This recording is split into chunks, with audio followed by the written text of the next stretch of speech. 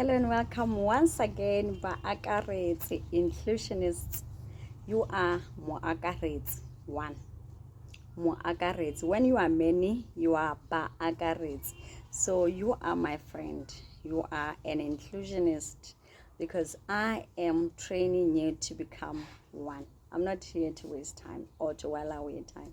I'm here on a mission to create or to develop inclusionists. After these videos, I expect you to go and implement, So you listen to this video, you watch these videos, and then you go and implement. You don't just go and sit down, all right?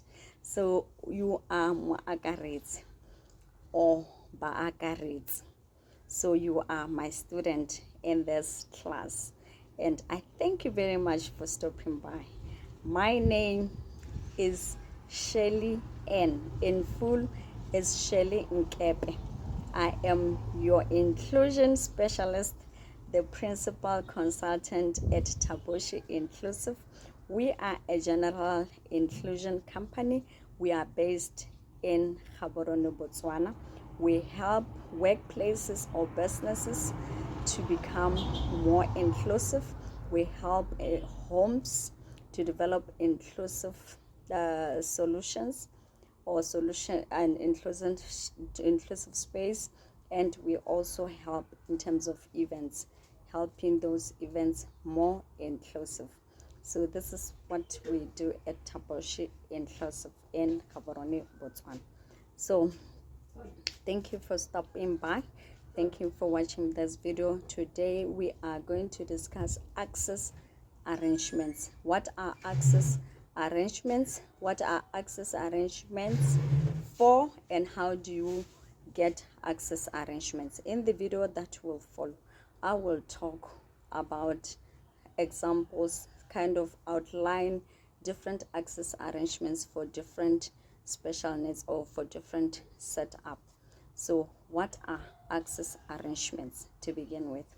So access arrangements are those arrangements or those dispensations, or I can say they are a setup, those special setup that we make for learners with special needs in test and examinations.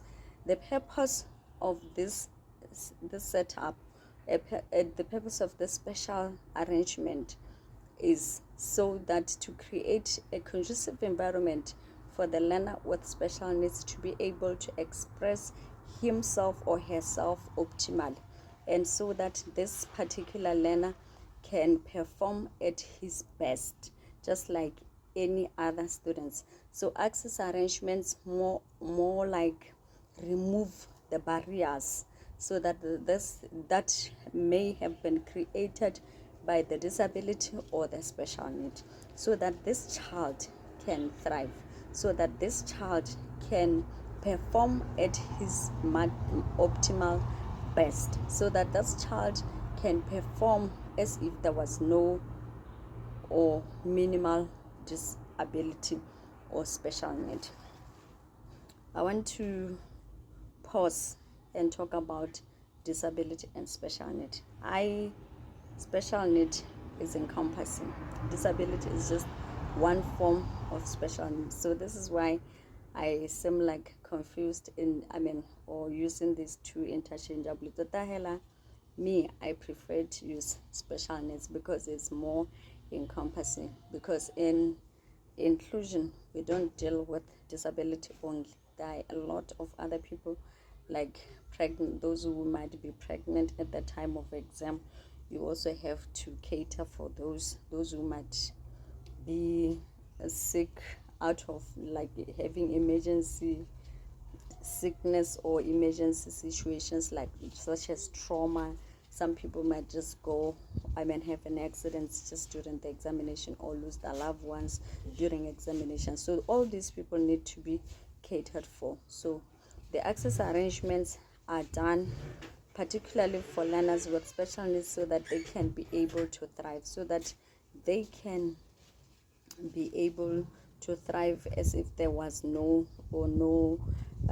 negative circumstance or disadvantage set circumstance. Of course, we cannot remove all the barriers, we cannot remove all the negative circumstances, we cannot create 100% conducive environment, but we try as much as possible to create a conducive environment such that this learner can perform at his level best. So how do you get access arrangement? How do we arrive that so that we don't seem to be unprofessional, we don't seem to be favoring certain people at the expense of others? You know, it's always an issue. Yes, to people always complain that this child, he seems so, how do this one get access arrangement? I've heard people questioning that this one, he can write, why is he having a reader and writer? This one, does he really need extra time? People, yeah. So how do you get access arrangement? For one to get access arrangement, he has to be assessed. His special need or his disability has to be assessed. It can be assessed by professionals who can assess, such as educational psychologists, such as doctors, medical doctors can assess and write a report indicating how you might be catered for. We have occupational therapists, they can also do such kind of assessment, and special educationists, they can also do those kind of assessment. So you need to have been assessed thoroughly, and then after that, from that assessment, you are supposed to have a report. This is why we call these formal assessments, because they will furnish you with a report, the assessment report. And this assessment report is the one that is going to be used as a referral for your access arrangement. We don't take anything that is just out of the blues. We look at your report, and then we make access arrangements basing on that report. For instance, if a child has got dyslexia, for instance, is struggling to read, and he probably also is struggling to write, then we will avail a scribe or a reader and writer. So this person will be writing whatever that the learner wants to be put on the paper for him. The candidate will express himself or herself verbally, and then the reader and the writer will write. This reader will read questions for this learner, and then the learner or the candidate then expresses himself or herself verbally, and the scribe, he writes the answers for the candidate. So that is the arrangement, and we can only make that arrangement if it appears on the report, if it has been recommended. Some students might be, or some candidates might be recommended extra time because they are slow to complete their tasks. So in that case, we will increase the time of the exam according to what has been stipulated. It might be stipulated 25%, they might have stipulated 30%. If the paper is 2 hours, then you add 30%, so that this learner can be able to complete his or her own task. There are so many arrangements. I'll be able to talk about those kind of arrangements and in the next video. But what I want to say at this juncture is that these arrangements, they to a large extent, they depend on the severity of the disability or the special need. If somebody is severely affected, then we expect more arrangements, we expect more things that this learner has to enjoy. If he's multiple disability, for instance, he might even get as more, or he might get a little bit of arrangements from each of his weaknesses. like extra time. He might still get reader and writer. He might still need a special sitting allowance, sitting arrangement, and many other things. I will talk about this arrangement in the next video. For now, I think I have done my job.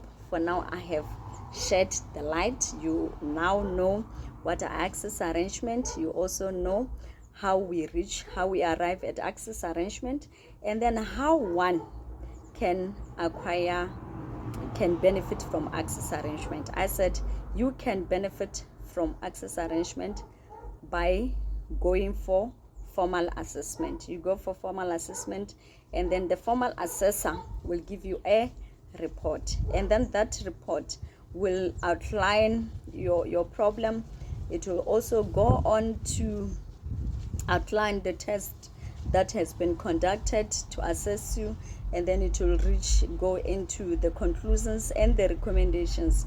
And these recommendations, they will include what you need, what the access arrangements that you need are. Thank you very much for watching this video. Lekamoso, meaning again and again. Please do watch our video. Also give us a feedback. I want to hear from you. I want to know how you feel, what are you learning from our videos. How do you think we can improve our videos? We want to thank you very much once again, and say remain more akaretsi and grow more ba akaretsi, so that we have a community and a world of inclusionists. Thank you very much.